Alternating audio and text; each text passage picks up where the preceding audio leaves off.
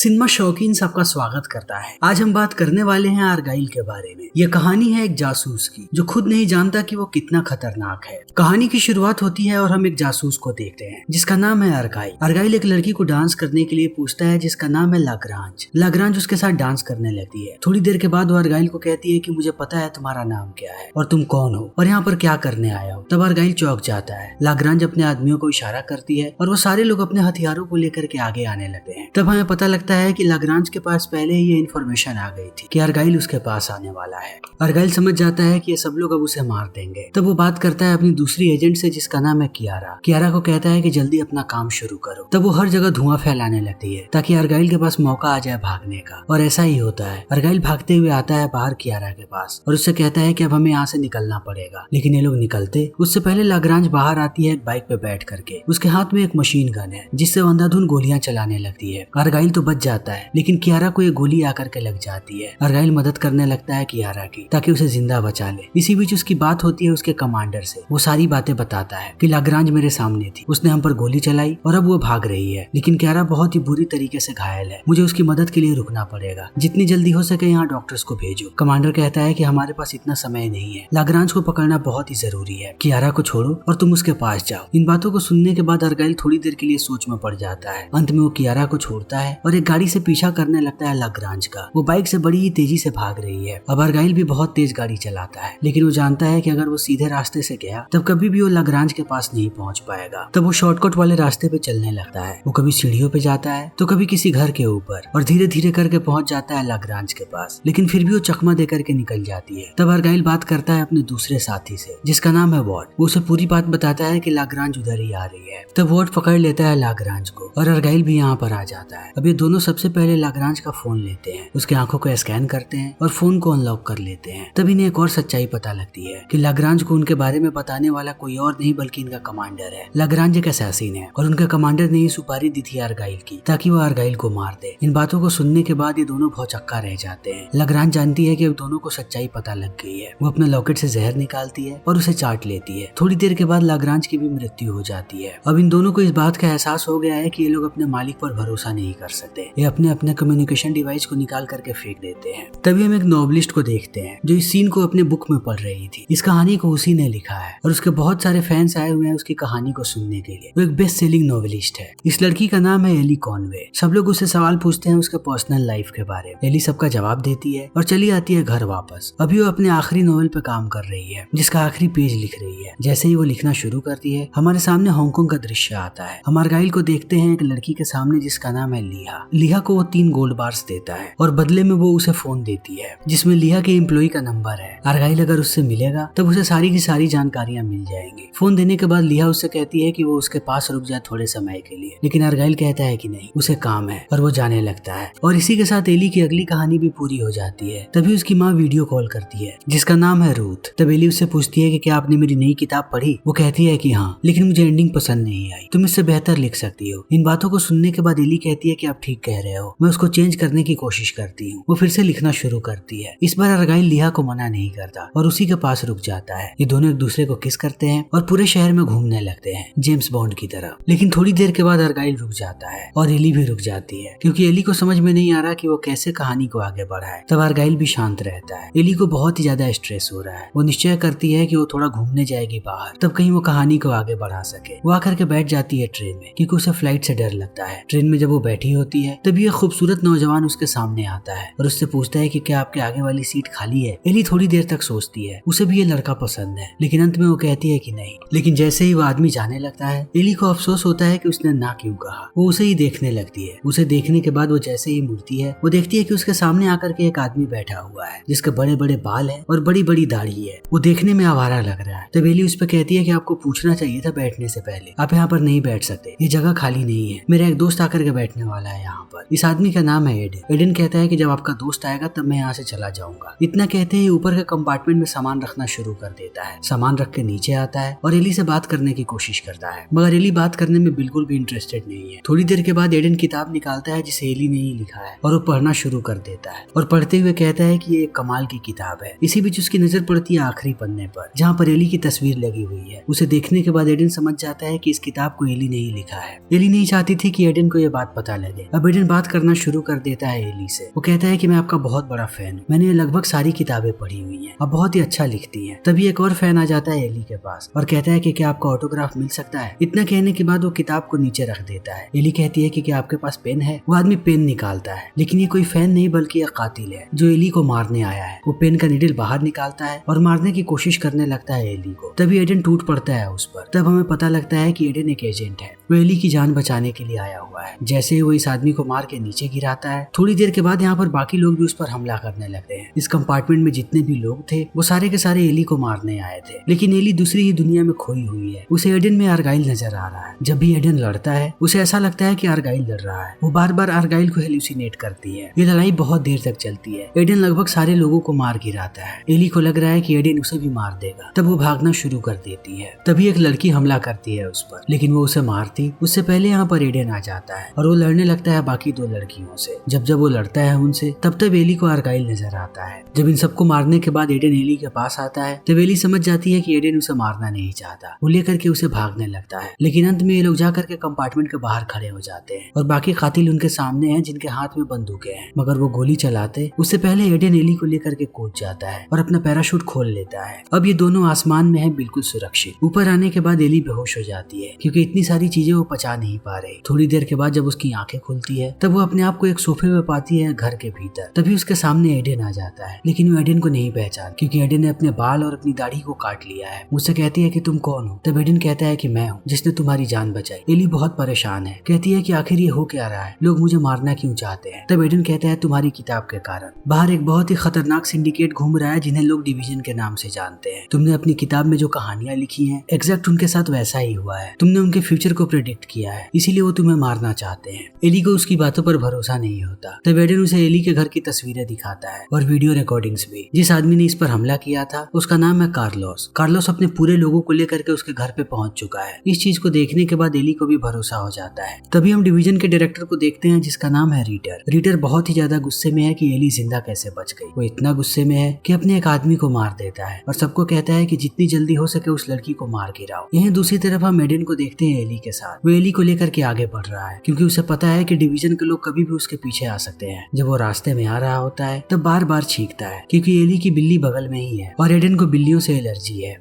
रास्ते में एली एक के बाद एक सवाल पूछती है एडन से कि आखिर मैंने क्या फ्यूचर प्रेडिक्ट किया है उनका। तब एडन बताता है कि बाकुनी नाम का एक हैकर था जिसके पास डिवीजन के सारे लोगों की जानकारी थी, उसके डायरेक्टर रीटर की और उसके साथ साथ कार्लोस की भी। उसने उन सारी जानकारियों को एक पेन ड्राइव में डाल दिया जो पेन ड्राइव सिल्वर बुलेट की तरह दिखता है, लेकिन उसके बाद किसी ने सिल्वर बुलेट को लिया और मार गिराया बाकुनी को। और तुमने अपने नोवेल में सिल्वर बुलेट का ही जिक्र किया है। जैसे ये बात डिवीजन को पता लगा वो डर गए कि कहीं तुम्हें सिल्वर बुलेट का पता ना हो, क्योंकि अगर वो सिल्वर बुलेट बाहर आ गया तब उनका पूरा का पूरा गिरोह खत्म हो जाएगा। बात करते करते ये लोग पहुंच जाते हैं रनवे पे। तब प्लेन को देखने के बाद एली डर जाती है, कहती है कि मुझे प्लेन से बहुत डर लगता है। एडन उसे समझाता है और कहता है कि हमारे पास दूसरा कोई भी ऑप्शन नहीं है, जितनी जल्दी हो सके हमें लंदन जाना है। ये दोनों प्लेन के अंदर आके बैठ जाते हैं। एली को एंजाइटी अटैक्स आ रहे हैं। तब एडन उसे संभालता है और एली सो जाती है। कुछ ही घंटों के बाद ये लोग पहुंच जाते हैं लंदन अपने अगले क्लूज को ढूंढने के लिए। एडन कहता है कि हमें कीज की जरूरत है अपने अगले सुराग के लिए और सिर्फ तुम उस चीज को लिख सकती हो। सोचना शुरू करो कि आखिर तुम कहानी में आगे क्या लिखोगी। इसी बीच एली को उसका एक फैन देख लेता है और वो लाइव स्ट्रीम करना शुरू कर देता है। इस लाइव स्ट्रीम को देख लेता है रीटर। वो अपने हैकर्स को कहता है कि जल्दी इस लोकेशन को हैक करो कि आखिर ये लड़की कहाँ पर है। दूसरी तरफ हम एली को देखते हैं। एली कहानी के बारे में सोचना शुरू करती है कि जब आर्गाइल को फोन मिला था उसके बाद वो आकर के मिला वॉट से। जब वॉट ने फोन को देखा तब बताया कि ये फोन नहीं है, इसके अंदर एक चिप लगा हुआ है जिसको इनक्रिप्ट करना पड़ेगा। इतनी चीजों को याद करने के बाद एली एडन से कहती है कि तुम तो एक एजेंट हो, तुम्हें डेटा इनक्रिप्शन के बारे में पता होगा। वो कहता है कि हाँ। कहती है उसे कैसे करते हैं। तो वो अपना लैपटॉप निकाल करके दिखाने लगता है। एली को एक जगह का लोकेशन याद आता है जिसके बारे में उसने अपने नोवेल में जिक्र किया था।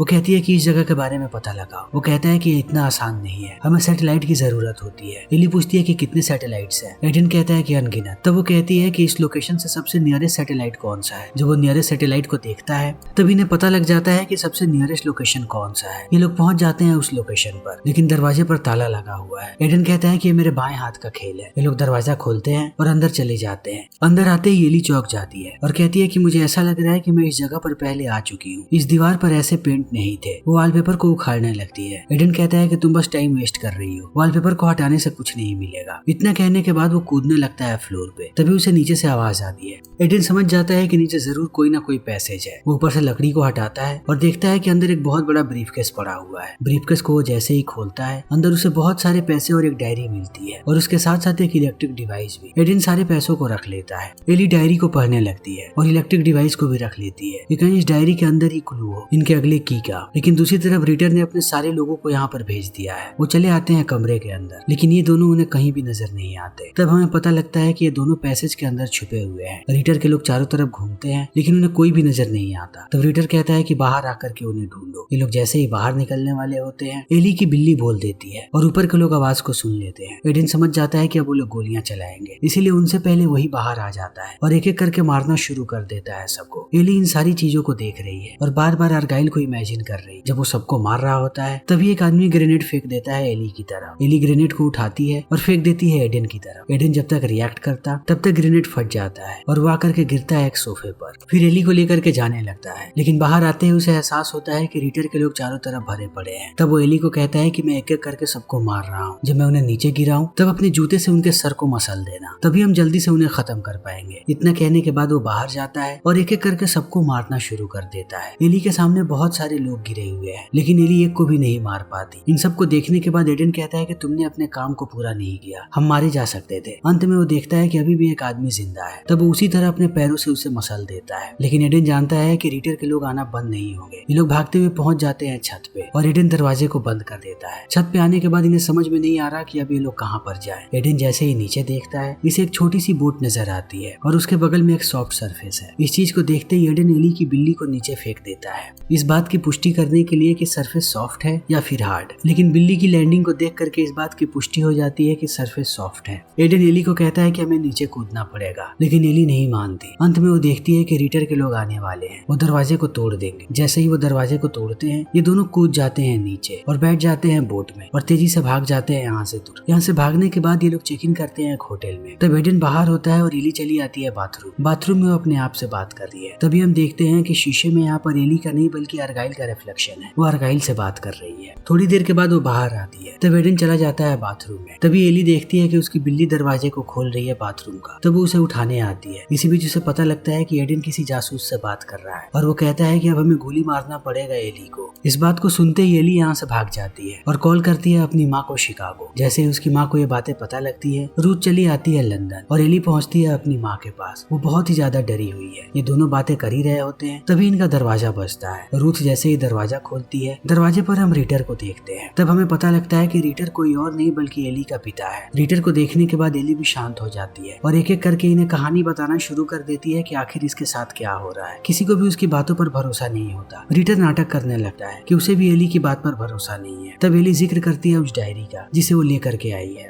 तब रीटर भाग करके जाता है डायरी के पास और पढ़ने लगता है। डायरी को पढ़ते हुए वो बहुत ही ज्यादा खुश है। तभी यहाँ पर एडन आ जाता है और वो बंदूक तान देता है रीटर पर और उसे चिल्ला करके कहता है कि अपनी सच्चाई सबको बताओ। तब रूथ जाती है एली के पास और वो एली पर बंदूक तान देती है और एडन को कहती है कि रीटर को छोड़ दो। तब एडन गोली मार देता है रूथ को और बेहोश कर देता है रीटर को। इस चीज को देखने के बाद अब आश्चर्यचकित रह जाती है एली। वो एडन से कहती है कि तुमने मेरी माँ को क्यों मारा। एडन कहता है कि ये लोग तुम्हारे माँ बाप नहीं है, अब यहाँ से चलो। इतना कहने के बाद ये लोग भागते हुए बाहर आ जाते हैं। गाड़ी में एली बहुत ही ज्यादा निराश है। एडन कहता है कि उनके लिए अफसोस मत करो, वो तुम्हें धोखा दे रहे थे, वो तुम्हारे माँ बाप नहीं है। एली कहती है कि तुम क्या बात कर रहे हो, अगर वो लोग मेरे माँ बाप नहीं है तो मुझे कुछ याद क्यों नहीं है, मेरी सारी यादें उनके साथ ही है। लेकिन एडन अभी सब कुछ नहीं बताता है एली को, वरना वो सारी चीजों को पचा नहीं पाएगी। वो बस एली को इतना बताता है कि रीटर और रूथ दोनों डिवीजन के लिए काम करते हैं। थोड़ी देर के बाद ये लोग पहुंचते हैं अंगूर के फार्म पर, जहाँ पर एली की मुलाकात होती है एल्फी से। एल्फी एक CIA एजेंट है। एली ने अपनी किताब में भी एल्फी का जिक्र किया है। वो पहले अपने बगान में घुमाता है एली को। बहुत देर घूमने के बाद वो एली को अंदर लाता है और कहता है कि अब समय आ चुका है कि मैं तुम्हें एजेंट आर्गाइल से मिलाऊं। इतना कहने के बाद वो स्क्रीन पे एली की ही तस्वीर दिखाता है और कहता है कि एजेंट आर्गाइल कोई और नहीं बल्कि तुम हो। तुम्हारा असली नाम है रेचल काई, जिससे तुमने आर्गाइल बनाया। तुम इन सारी किताबों को इसलिए लिख पाई क्योंकि ये सब तुम्हारी यादें हैं। तुम कभी इन मिशंस पर गई हुई थी। थी। इन बातों को सुनने के बाद अब यहाँ से भागने लगती है एली। उसे कुछ भी समझ में नहीं आता। बाहर आने के बाद वो जाती है एडन के पास। उसे लगता है कि एल्फी उसे बेवकूफ बना रहा है। तब एडन उस पर हमला कर देता है। तब एली अपने बचाव में लड़ती है। एडन का एक भी वार उसके ऊपर नहीं आता। उल्टा एली उसे पीट करके नीचे गिरा देती है। तब एडन उससे कहता है कि तुम तो एक राइटर थी ना, तुमने लड़ना कहाँ से सीखा? अब इस बात को मान लो कि तुम ही आर्गाइल हो। वहीं दूसरी तरफ हम रीटर को देखते हैं। रीटर के यहाँ जब वो डायरी लगी थी तब उसने अपने चश्मे की रिकॉर्डिंग ऑन कर दी थी। अब पूरे डायरी का कंटेंट उसके पास है। वो पढ़ करके क्लूज को ढूंढने लगता है। दूसरी तरफ हम एडन को देखते हैं जो बैठा हुआ है एली के साथ। वो एली को पूरी कहानी बताता है कि तुम्हारे आखिरी मिशन के दौरान तुम्हारा एक्सीडेंट हुआ था, तब तुम्हें हॉस्पिटलाइज कर दिया गया। जैसे ही ये बात डिवीजन वालों को पता लगी, हमसे पहले वो पहुंच गए हॉस्पिटल और उन लोगों ने तुम्हें हिप्नोटाइज करना शुरू कर दिया। ये सारी बातें उन लोगों ने तुम्हारे दिमाग में डाली कि रीटर और रूथ वो तुम्हारे माता पिता है। तब से वो तुम्हारा इस्तेमाल करने लगे पता लगाने के लिए उस सिल्वर बुलेट के बारे में। अभी भी एली को कुछ भी याद नहीं आया है, मगर वो सच्चाई को समझ रही है। ये लोग जाकर के मिलते हैं एल्फी से। एल्फी कहता है कि बाकुनी ने सारा डेटा भेजा था सबा नाम की एक लड़की के पास। तुम लोगों को अब अरब जाना पड़ेगा। ये दोनों चले आते हैं अरब। पहले इनकी बॉडी को स्कैन किया जाता है कि इनके पास कोई हथियार तो नहीं। जब इनके पास हथियार नहीं मिलता तब ये लोग अंदर चले आते हैं। अंदर आते ही एडन डांस के लिए पूछता है एली।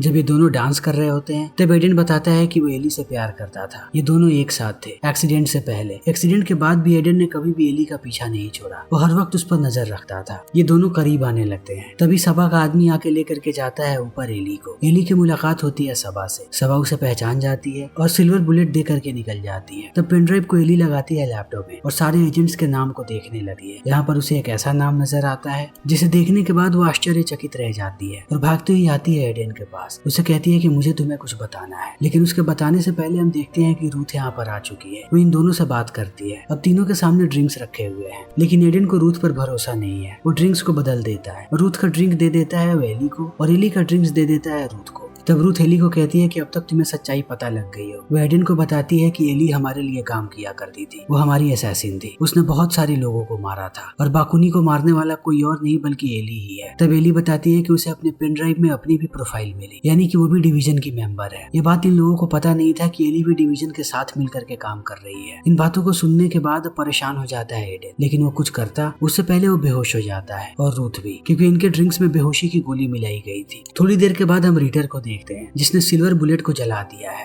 अब वो एली से बात करता है और कहता है कि जा करके हमें बात करनी पड़ेगी एडन से कि वो एल्फी की लोकेशन बता दे। हमें जल्दी से एल्फी को खत्म करना है वरना वो हमें खत्म कर देगा। तब एली चली आती है एडन के पास। वो देखती है कि ये लोग एडन को टॉर्चर कर रहे हैं, मगर वो किसी को कुछ भी नहीं बता रहा। तब वो बंदूक निकालती है और सीधा सीने में गोली मारती है एडन के, जिसे देख करके सारे लोग चौंक जाते हैं। फिर वो एडन के लॉकेट को निकाल करके कहती है कि इससे हम एल्फी को ट्रैक कर लेंगे। ये एक ट्रैकर है। वो लोग आते हैं लैब में और एली ट्रैक करना शुरू कर देती है। थोड़ी देर के बाद वो लोकेशन बता देती है सबको एल्फी की, लेकिन इन्हें पता नहीं होता कि इनके साथ फिर से एली गेम खेल रही है। वो यहाँ के सारे कीज को भेज रही है एल्फी के पास, लेकिन यहाँ का सर्वर सिक्योर है। जल्दी ही इन्हें पता लग जाता है कि अनऑथोराइज्ड डेटा यहाँ से भेजा जा रहा है। तब रीटर हमला करने की कोशिश करता है एली पर, मगर एली उसे मार करके भाग जाती है। दूसरी तरफ हम देखते हैं कि एडन अभी भी जिंदा है। वो अपने आप को ठीक करता है और आने लगता है हथियारों वाले कमरे में, जहाँ पर पहले से एली आई हुई है हथियार लेने के लिए। एडन उस पर बंदूक तान करके कहता है कि तुमने मुझे गोली क्यों मारी? एली कहती है कि अगर मुझे तुम्हें मारना होता तो तुम अभी तक जिंदा नहीं होते। तुम्हें शायद हार्ट के बारे में नहीं पता। वहाँ पर वास्कुलर कॉर्ड का एक गैप होता है जिसके अंदर से अगर गोली लगे तो गोली आर पार हो जाती है और ऑर्गन में कोई भी डैमेज नहीं होता। हमें बस ब्लड को रोकना होता है। मैंने वही किया था। इस चीज के बारे में मेरे एक फैन ने मुझे मेल किया था और इसी टेक्निक का इस्तेमाल करके मैं कियारा को रिवाइव करने वाली थी अपने आखिरी नोवेल में। अब एडन भी शांत हो जाता है। ये दोनों हथियारों को इकट्ठा करते हैं और एक एक करके मारना शुरू कर देते हैं डिवीजन के लोगों। लेकिन ये लोगों को मारना बहुत ही एंजॉय कर रहे हैं। उन्हें मारते समय ये दोनों डांस भी करते हैं। इस बार एली ऊपर उठाती है एडन को। थोड़ी देर के बाद इन्हें एहसास होता है कि इनकी गोलियां खत्म हो रही हैं। तब ये चले आते हैं फैक्ट्री में। इनके पीछे पीछे रीटर के सारे लोग आते हैं। जब ये लोग गोलियां चलाते हैं तब चारों तरफ तेल फैलने लगता है। सबको एहसास हो जाता है कि अगर इन लोगों ने गोली चलाई तो कोई जिंदा नहीं बचेगा। तब कोई भी गोली नहीं चलाता। एली एडन से पूछती है कि क्या मुझे स्केटिंग आती थी? एडन कहता है कि हाँ। तब वो चाकू को लगाती है अपने जूतों के नीचे और स्केट करना शुरू कर देती है। वो स्केटिंग करते हुए सारे के सारे लोगों के पास आती है और एक एक करके सबको मारना शुरू कर देती है।